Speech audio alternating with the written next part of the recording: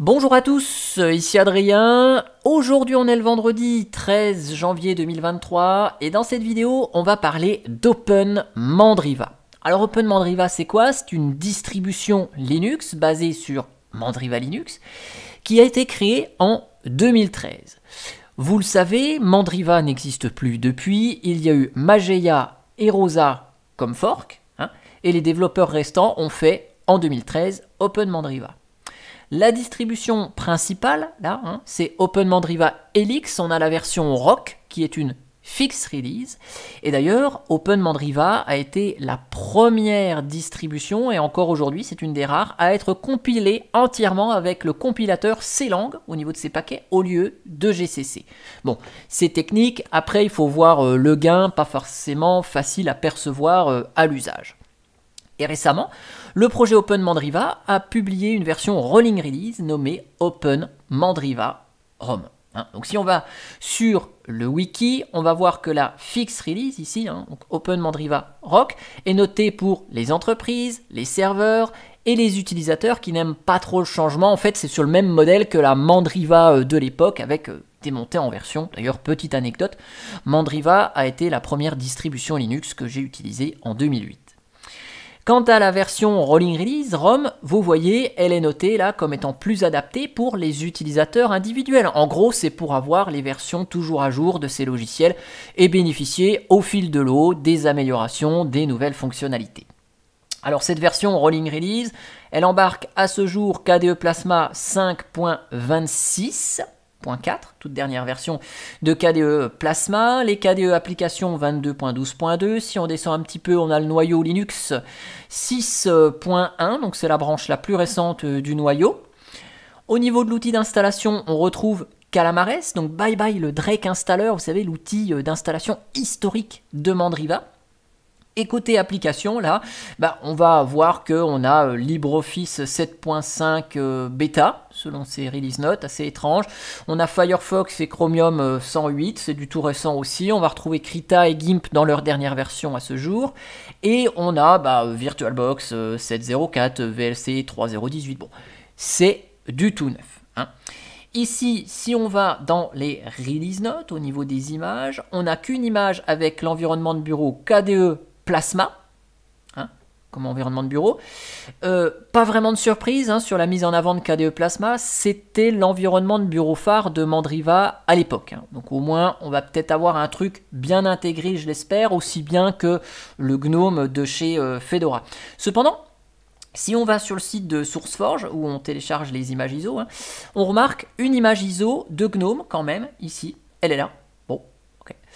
Pour le 64 bits, vous voyez, on a deux versions avec KDE Plasma. On a la version x86-64, mais on a une image ISO spécifique ZN-Ver 1. Et donc cette image-là, vous voyez, c'est décrit ici, c'est une image qui est soi-disant plus optimisée pour les processeurs AMD récents, tels que les Ryzen, les Threadripper par exemple. Si ça vous intéresse, pour les benchmarks entre ZN-Ver 1 et le 64 bits normal, chez Phoronix, ils ont fait des petits benchmarks, je vous mettrai le lien dans le descriptif de la vidéo. Ça date un petit peu, mais il y a tout ce qu'il faut ici. Voilà, ils ont fait des benchmarks si vous voulez voir les différences et que ça vous intéresse. Moi, ce que j'ai fait, je vous ai préparé une petite machine virtuelle pour la démo. Ici, Open Mandriva Rolling avec 4 cœurs au niveau du processeur, 4 Go de RAM, de l'UEFI. Évidemment, on fait ça dans VirtualBox parce que j'aimerais voir ce que ça donne sur le long terme et vous faire un point d'ici un an et demi, histoire de voir ce que ça donne. Donc là, je vais choisir le français de France, on démarre ça. Je vais vous basculer en plein écran, voilà. Donc, ici, on va pas passer... ah oui, c'est vrai. Il y a le petit son de KDE que j'avais oublié. Donc on a le petit écran d'accueil. On verra ça après l'installation. Là, ce qu'on va faire, on va lancer Calamares. On ne s'éternise pas sur l'outil, on le connaît.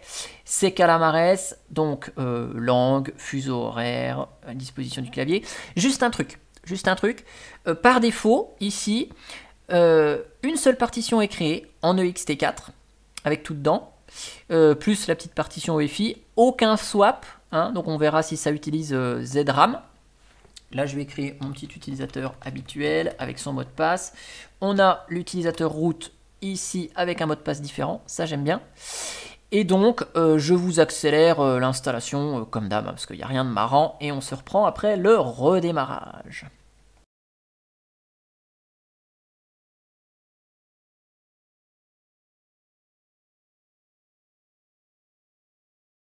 Voilà, donc c'est installé, l'outil a planté, bon je l'ai relancé, c'est installé, hop, on redémarre tout ça.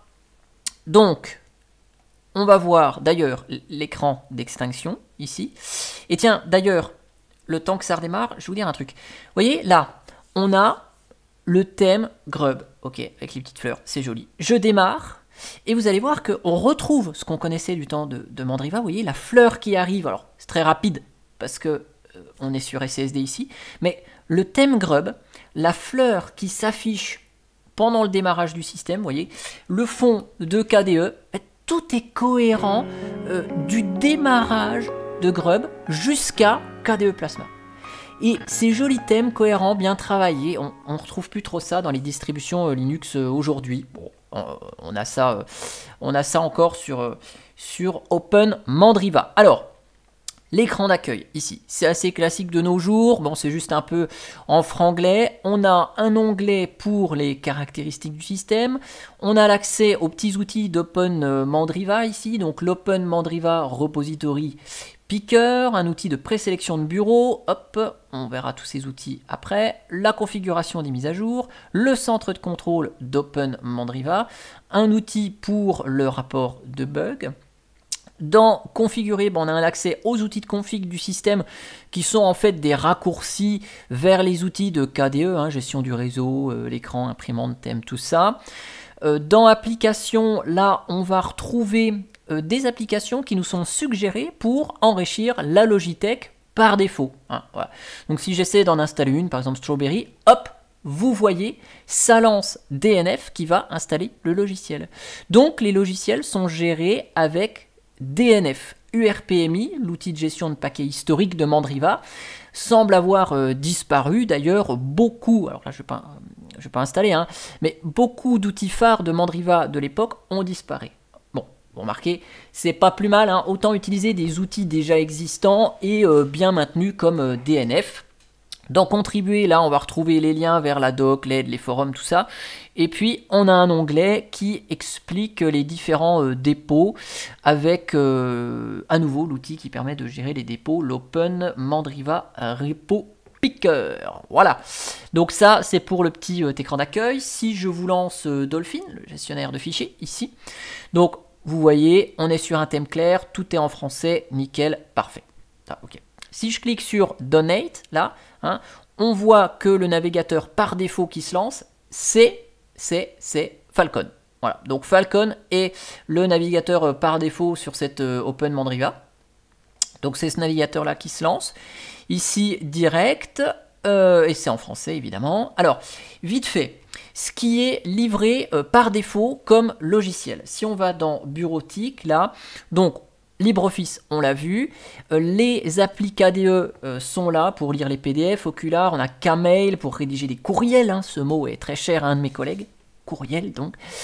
Si je lance LibreOffice, par exemple, et qu'on va dans Aide à propos, tac, tac, voilà. Donc on voit bien, c'est effectivement la version 7.5.0 bêta. Je crois que d'ailleurs LibreOffice 7.5 n'est pas encore sorti. Bon, ça c'est le genre de truc à éviter même pour des rolling release. Dans configuration, donc on va retrouver les outils de KDE. On trouve DNF Dragora, donc qui est utilisé du coup pour faire les mises à jour du système. Voilà, donc d'ailleurs, vu que ça va prendre un petit peu de temps, je vais le laisser ici. Si on va dans graphisme, là, on retrouve des choses assez classiques. On a les outils de KDE et des outils Qt. En fait, vous voyez, regardez, on a Krita pour éditer des photos et non pas le GIMP traditionnel. Pour la section internet, donc on retrouve les applications KDE plus Chromium qui est préinstallé par défaut ici. Si on veut un navigateur web peut-être un peu plus performant, plus personnalisable avec des extensions, il est là. D'autres applications, voilà. Dans multimédia, on va retrouver tous les logiciels de KDE, avec en plus VLC, qui est très connu quand même, très utilisé.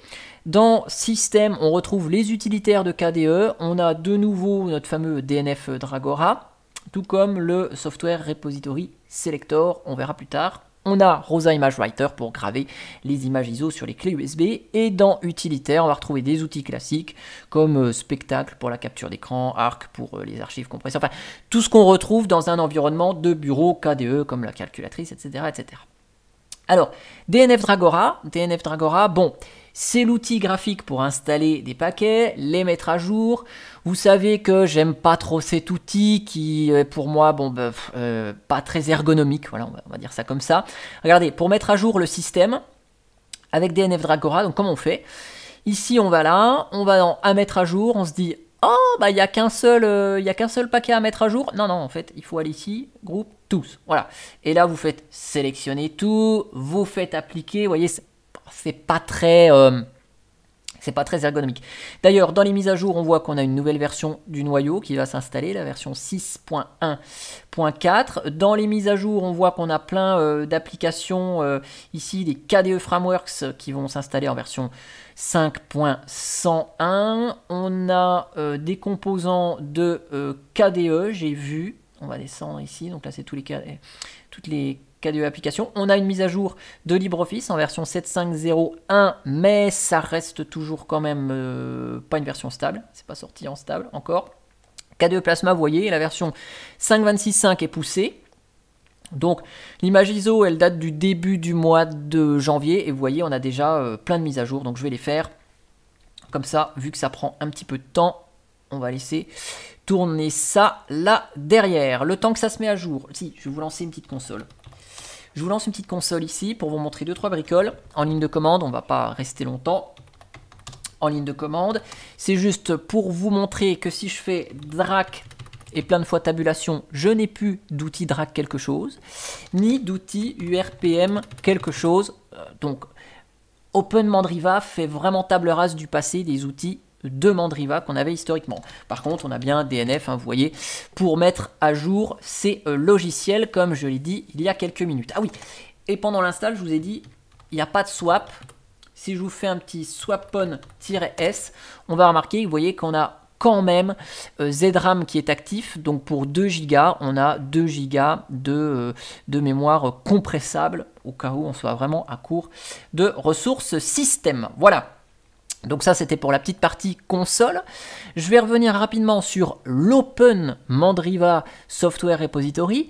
Donc là, grâce à cet outil, qui est un outil fourni par Open Mandriva, on va pouvoir changer de canal de mise à jour. Voilà, on peut passer de rolling à cooker, la version de développement. On peut revenir à la version rock, release. Bon, je suis pas forcément convaincu pour la descente. Ouais, ok. Donc là, on a un petit avertissement. Quand même, ça va rétrograder les versions des paquets. Bon, pas terrible. Par contre, j'imagine que ça, on l'a sur Mandriva, Open Mandriva Rock. Et donc, on peut passer en mode rolling graphiquement sans aller taper quelques lignes de commande. Donc, ça peut être cool. On peut surtout, avec l'outil, activer les dépôts restricted, non-free, par exemple.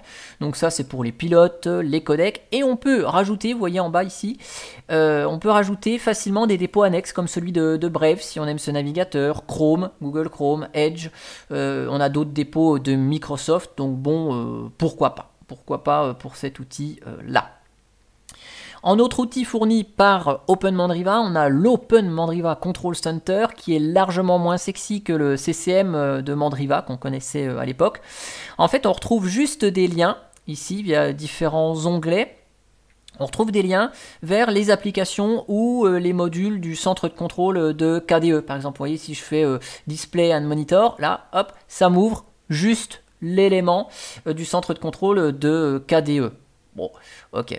Donc ça centralise un peu dans une application tout ce qui est paramétrage, mais ça fait un petit peu doublon, vu qu'il n'y a plus d'outils propres à la distribution, comme du temps de Mandriva, où tout était dans le centre de contrôle de Mandriva, mais c'était tous les outils de Mandriva de l'époque. Voilà. On a l'outil, là, le petit outil de gestion des mises à jour. Donc lui, c'est juste un petit menu qui permet d'activer ou non le téléchargement et l'installation des mises à jour. En fait, ça va paramétrer un fichier de configuration du service DNF automatique que vous avez vu ici quand j'ai fait DNF tabulation. Ça, on en parlera prochainement en détail avec une Red Hat. Donc ça, c'est un petit outil qui permet simplement de paramétrer ce service-là. Je reviens ici sur DNF Dragora, bah nickel, les mises à jour ont été effectuées. Ce que je vais faire, je vais installer EOG pour plus tard. L'idée, ça va être de tester la bascule en thème sombre pour ceux qui aiment. Alors, vous voyez, ici, on est obligé de remettre sur tous. Voilà, ça va nous chercher EOG. Vous avez toutes les versions qui s'affichent par défaut. Donc voilà, vous pouvez personnaliser, aller dans les préférences. Il y a un endroit pour activer que les dernières versions. Enfin, vous voyez, ça fait un peu fouillis, je trouve. Bon, après, l'outil, il est assez rapide, quoi. Vous voyez, il va télécharger les RPM, il va les installer. Bon, c'est un peu rapide tout ça. Donc, pour le thème là, hop, je vais fermer ça. Si je lance KDE, je fais thème brise sombre, appliquer, faut pas oublier d'appliquer avec KDE. Voilà, donc on bascule en thème sombre. Dolphin bascule en thème sombre. On a VLC, une application qui n'est pas KDE, vous voyez, elle est en thème sombre. Et si je lance EOG, la visionneuse d'images de GNOME, elle est aussi en thème sombre. Donc tout passe en thème sombre. Donc là, c'est vraiment cool de ce côté-là. Alors, juste ici, je vais redémarrer un coup avant de vous montrer l'outil de sélection de thème là. Je vais redémarrer un coup pour vous montrer combien la distribution consomme au démarrage, parce que ça, c'est vrai qu'on me demande souvent, ah oui, mais est-ce que tu peux nous dire combien ça consomme de RAM au démarrage? Donc vous voyez, on redémarre sur le noyau 6.1.4, vous avez vu la fleur apparaître là progressivement au moment du démarrage. Donc ici, je relance la session avec la petite musique de KDE. Hop. Donc je vais garder ça pour l'outil. Là, on va lancer un petit htop s'il est installé. Ou console, voilà, je mets ça en plus gros, htop, voilà. Donc quand on démarre Open Mandriva, hop, on a environ 1 giga de RAM consommé. Le processeur, il n'y a pas grand chose qui bosse. Et donc on voit que le processus le plus gourmand, c'est Plasma Shell, hein, donc c'est l'environnement de bureau qui consomme 11% de la mémoire, donc un peu plus de 400 mégas ici, hein, 11% des 4 gigas. Donc l'outil ici de paramétrage de l'aspect visuel de la distribution, on va finir avec ça. Donc vous avez le thème Open Mandriva, vous pouvez l'appliquer et vous voyez, vous pouvez appliquer le thème Plasma, le thème Ubuntu, Windows 7. Donc on va tester avec macOS, on va faire appliquer. Donc là ils nous disent que ça va installer en plus Plasma thème MC Mojave, LaTeDoc aussi. Donc on va faire OK. Ça nous installe tout. Alors on va pas tester tous les thèmes, hein. J'aurais peut-être pu d'ailleurs cocher ici Use the Dark Version. Bon, pas grave, ok. On doit se déconnecter pour prendre effet. Donc ah bah ça se déconnecte tout seul en cliquant sur OK. Je me reconnecte et donc voilà à quoi ressemble la disposition proposée par Open Mandriva lorsqu'on essaye de se mettre en thème Mac OS. Voilà. Donc ceux qui connaissent macOS pourront juger de voir si c'est ressemblant ou non. Voilà. Donc le petit tour d'horizon de cet Open Mandriva est terminé. Je vais conclure puisque certains me reprochent de temps en temps de ne pas conclure quand même, hein. Donc pour conclure, on est sur un truc qui marche et qui marche bien. Donc il n'y a rien à signaler de manière globale. Ils ont mis le paquet sur KDE, pas dans le sens personnalisation, hein, parce que le thème par défaut, et avant qu'on s'amuse à paramétrer tout ça, c'était plus ou moins le thème Breeze avec juste le fond d'écran d'Open Mandriva. Mais c'est cohérent, fonctionnel, les applications sont toutes dans l'écosystème Qt pour garder le tout homogène, donc ça c'est vraiment cool. Le mode rolling release peut séduire effectivement ceux qui ont besoin de logiciels dans leur dernière version. Bon, pour la version bêta de LibreOffice, ils ont peut-être mis dans l'ISO la version bêta en se disant que rapidement la version 7.5 de LibreOffice va arriver, hein, puisque la version 7.5.0.1 qu'on a vu s'installer tout à l'heure, c'est la RC1, hein, donc on est proche de la version finale, mais enfin bon, c'est un peu à éviter quand même ce truc-là. peu d'outils additionnels. Si on prend en compte l'outil pour gérer les dépôts, le control center maison, le truc pour changer les thèmes qu'on a vu en cette fin de vidéo, bon, tout ce qui est thème, vous savez, je suis pas fan, moi j'aime bien garder les thèmes par défaut. À l'époque, j'utilisais Breeze quand j'étais sur KDE, là avec ma machine, c'est Adwaita de GNOME. En fait, je vois pas vraiment la plus-value extraordinaire, ça me fait juste penser un peu à ce qu'on a avec une Fedora KDE, avec 2-3 outils maison en plus, le modèle Rolling Release. Après, que les paquets soient compilés, comme je l'ai dit en introduction, avec C-Lang au lieu de GCC, je pense pas qu'on voit la différence, sauf si on fait des benchmarks. Alors, sur le ressenti, c'est le plus important en fait, au final. C'est le ressenti qu'on a. Je suis pas forcément convaincu. Après, bon, ça marche, voilà, il n'y a pas de point noir pour Open Mandriva, et d'autant plus avec cette Rolling Release. En tout cas, j'espère que ce petit tour d'horizon vous aura plu. Moi, je vais me garder cette install d'Open Mandriva Rolling. Alors, je vais rechanger le thème pour venir à quelque chose de plus intéressant. On va garder cette Open Mandriva Rolling Release dans un coin pour voir si je peux en faire un petit bilan dans un an et demi, en ayant mis régulièrement à jour cette machine virtuelle, en ayant installer les applications que j'utilise au quotidien pour avoir un système pas par défaut. En tout cas, vous, n'hésitez pas à mettre en commentaire en dessous de la vidéo votre avis pour dire ce que vous pensez de cette Open Mandriva Rolling et le choix qui a été fait. Est-ce qu'il est pertinent de partir sur une Rolling Release chez Open Mandriva? En tout cas, moi, je vous dis à bientôt pour une autre vidéo. Allez, à ciao, ciao, bye bye.